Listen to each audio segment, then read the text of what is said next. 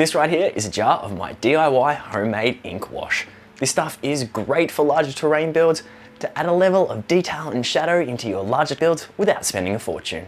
And today I'm going to show you how I make them using a few different recipes. Inks and washes are fairly well known amongst the diorama and wargaming communities of the internet. Although you don't want to be spending a fortune on these small pots when trying to add a little bit of shadow and depth to your larger terrain builds. So today we're going to try and make some of our own, ideally saving ourselves a little bit of money and giving us a big jar of ink for all of our future builds.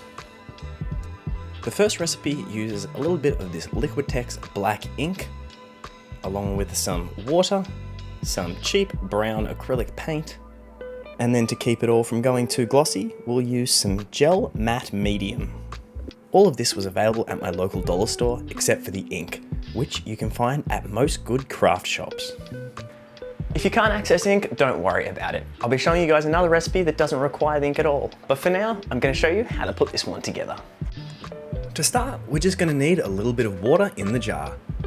Then we'll be adding in some burnt umber acrylic paint. This is just cheap stuff from my local dollar store, and you can use anything you've got. And now for a healthy squeeze of the gel matte medium. As mentioned earlier, this stops the whole thing from going too glossy, giving us a nice matte finish. And then we're going to end off with a couple of squirts of the Liquitex black ink to help stain everything nice and dark. Once this is all together, it's time to close up the jar and give it a really good shake.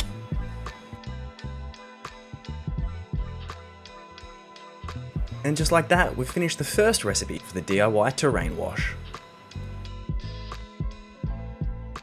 It really is that easy. Once you've got it put together, you can just smother this over all of your builds, wipe away any excess and leave it to dry. This will sink into the gaps and really bring out those shadows, while also helping to blend all of your colours together nicely. So it's time to test this batch out with some of these street pieces from Dungeons and Lasers. I started off with a basic cheap grey primer, and then masked off all of the road areas and sprayed the footpaths with this Tamiya Colors sand spray paint. Once these dried, it was time to peel off the masking tape and show our two very basic block colours. As it is, these are far too bright and just one colour really doesn't show off the detail. So we smother them with our inks, wipe back any of the excess and leave them out to dry, adding in a whole new element of shadows and details onto these once bland streets.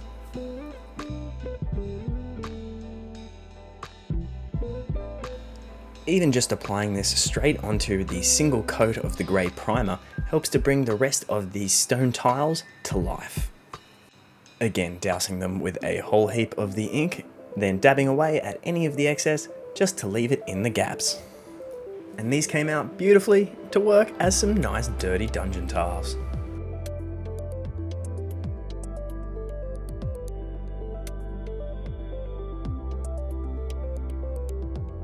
As an alternative, you could just skip the ink altogether, adding in some of the gel matte medium to a cup of water, and then adding in some acrylic paints of your choice. I'm using a brown and a black in this case to make a nice dark dirty wash.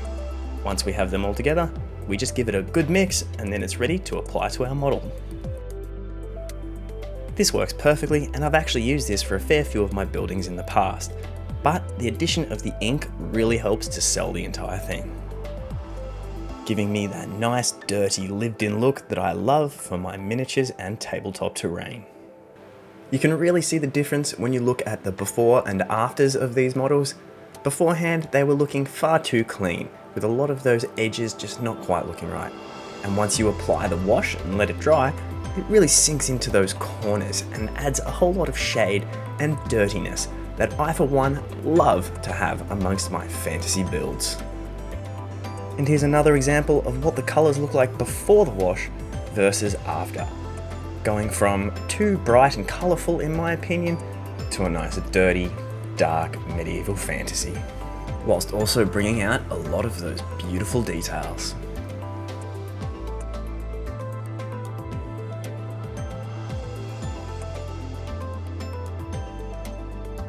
I hope you guys have found something interesting in this video, giving you the ability to make your own DIY washes that'll help give an entirely new element of shadows and detail into your larger terrain builds. Until next time, never stop making stuff.